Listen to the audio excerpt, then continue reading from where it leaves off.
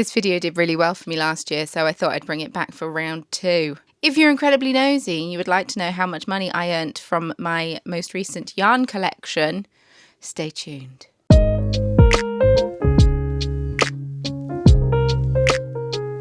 Hey there, it's Hannah. I hope that you're well. Grab yourself a hot drink, grab yourself your project. We're about to chat about yarn. More specifically, money and yarn. If you are unaware, I am a full-time yarn dyer, and at the end of March I launched my most recent collection, which was inspired by Stardew Valley. I had previously launched this collection back in 2023, and so I brought it back in 2026? No, I launched it in 2024. I've brought it back. I brought it back for 2026 and switched out some of the colours and added some more. It is my most successful collection to date. I'm not expecting this to happen at every single collection launch, but this collection has done me very well. Pre-orders went up on the 27th of March and I very quickly got quite overwhelmed by how popular it was. Hooray! Someone had filmed a TikTok of my yarn at East Anglia Yarn Festival, and it had gone quite viral. So a bunch of people who hadn't bought yarn from me before bought yarn from me, and it was very exciting but also quite stressful. So I did 2 rounds of pre-orders. The first round of pre-orders shipped mid-May. The second round of pre-orders shipped at the end of July, allowing plenty of time for me to get this yarn dyed, twisted, labelled, shipped, all while also having to care for a 2-year-old and have a social life. And I went on holiday and I did the Wool Monty yarn show in June. So I just needed to make sure I had enough time to fulfill all of those things. I did. It was great. I shipped the second round of pre-orders on the 8th of July-ish, around then. So it's 15 weeks from pre-order to end. I have some yarn that I need to put in the shop. I haven't put it in the shop yet. So all of these stats that I'm about to share with you are strictly from the pre-order.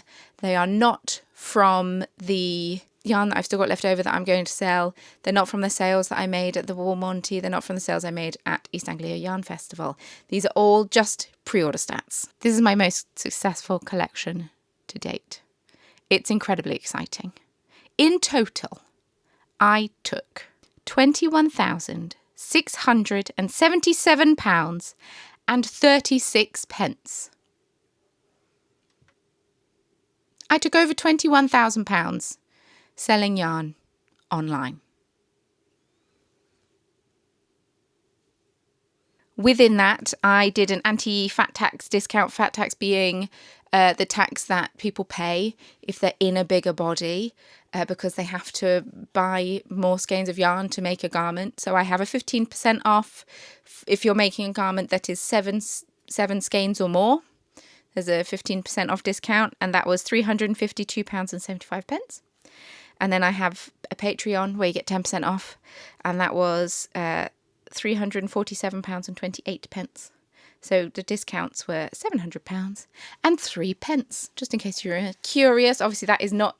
I'm not taking that off of the 21,000 because that never was mine.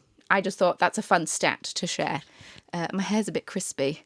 I think I went a bit over the top with the product today because I just couldn't make my hair look right. Of that amount of the £21,000, there was £2,444 and 32 pence in shipping charges, and there was £692 in tariff fees. Right, the order that I've done this in might not make a whole lot of sense, but I've somehow started with the postage that I've paid. So this is what we're going to do. This is how it's going to work. I did postage in 2 rounds, but I'm going to add them together just for ease. So round 1 and round 2 postage came to a total of £2,871 and 35 pence. Of that, £608 and 87 pence were in tariffs. Now, you might be thinking, Hannah, you took more tariffs than you're saying you've paid.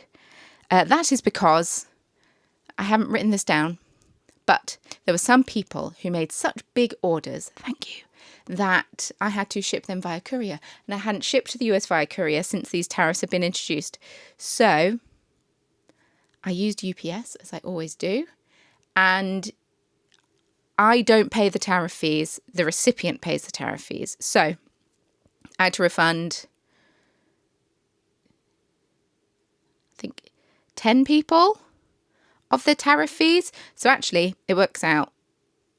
I think it all works out. If anything, I paid more tariff fees than I claimed. But I had to refund a bunch of people their tariff fees because they had to pay the tariff fees to receive their parcel. We've learnt for the future. So that leaves me with £18,806.01. Next, we've got the Shopify fees. The Shopify fees for this pre-order came to £710.94. I know. So that takes us down to £18,095.07.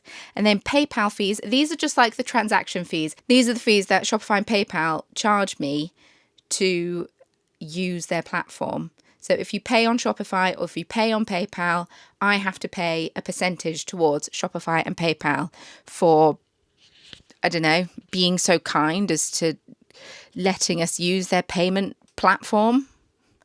PayPal fees was £262.71, which takes us down to £17,832.36. If you watch the last one of these videos, you might remember that PayPal takes a higher percentage than Shopify do.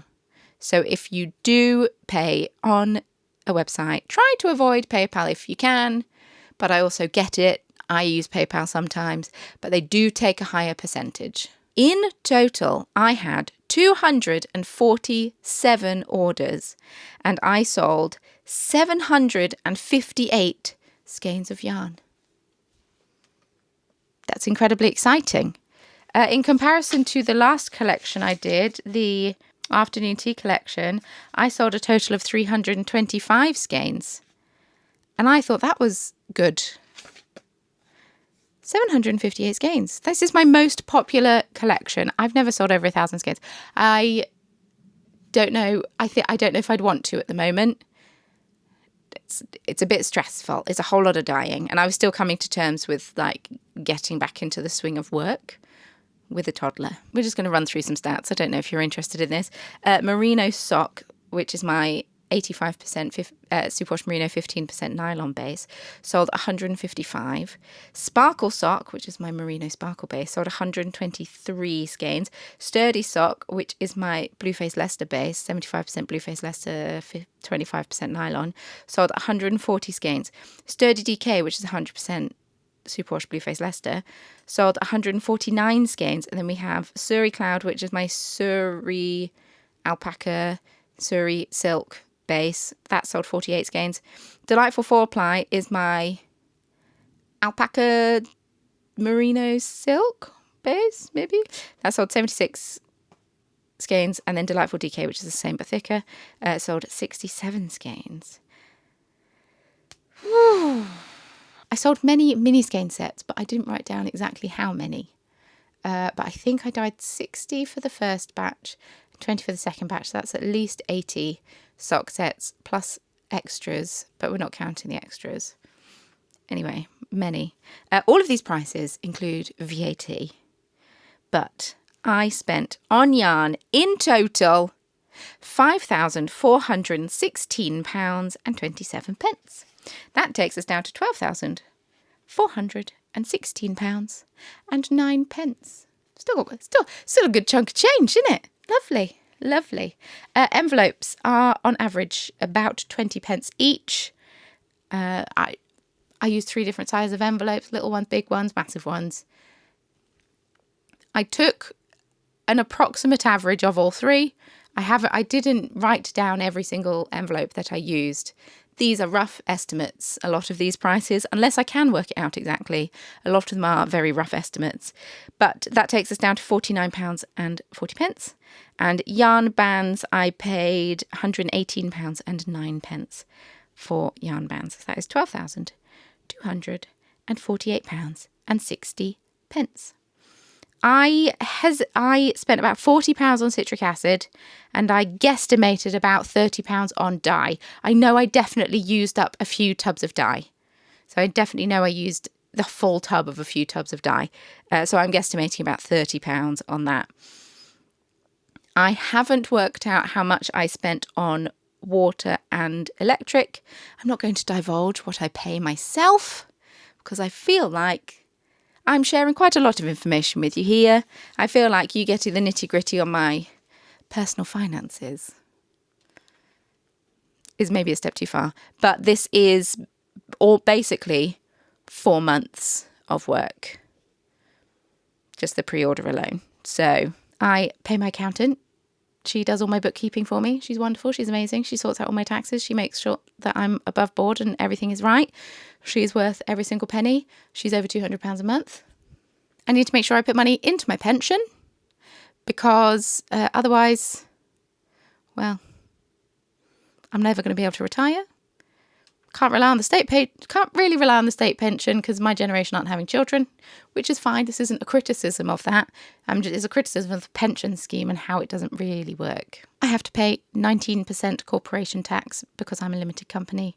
So I have to pay 19% corporation tax. So of that £12,000, I think I maybe ended up with potentially a couple of £1,000. 4 months' wages, the accountant. I maybe have a couple of grand profit. Not bad. Not bad. A very successful collection. And then that can be put towards me buying a new oven because the one that I have that I thought was all right isn't fabulous. I feel like when I make these videos, I have to defend the fact that my business does make some profit. But I shouldn't have to defend the fact my business makes some profit. It should be fine that my business makes some profit. But I feel like sometimes when we talk about being a small business, when we talk about businesses in general and we talk about profit, we're thinking of the big greedy corporations who need to have record profits every single year, even though that's not how it works. And they've got a bunch of shareholders to pay. So I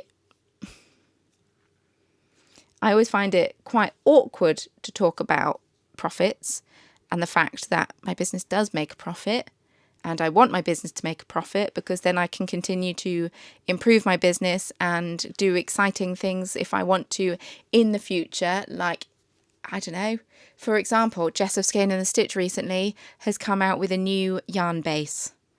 Incredibly exciting. That's very expensive to get done.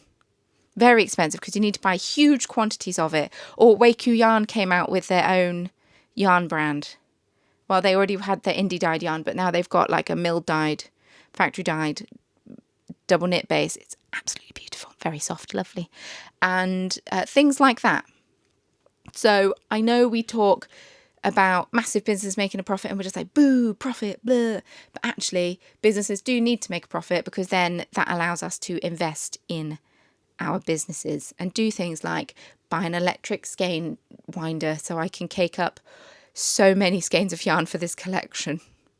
And I wasn't charging for it. I'm now charging for it. I realised the errors of my way. It took so much time. I'm so proud of this collection. I'm so excited that it did so well. I'm not expecting the next collection I do to do this well. I'm considering this a one-off hit and I'm taking it. If you watch my video that I did about prepping my business for summer, that's another reason you want to have a bit of profit to your business. Because if I broke even on every single collection and then I had a slow summer, I wouldn't be able to pay myself. So we need to have a bit of wiggle room. Anyway. I don't yet earn enough to claim any VAT back. I'm not VAT registered. I think I'm getting relatively close to the threshold, but I'm not quite there yet. I'm going to try to stay under. The problem with the VAT threshold is once you hit it, and it's on complete takings, it's not on profit.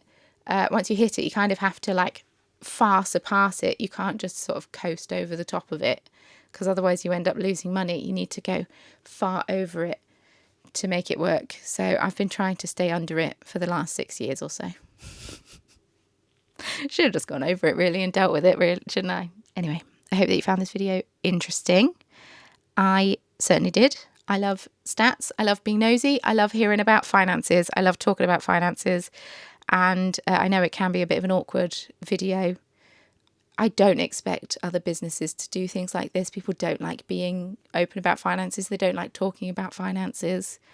But here we are.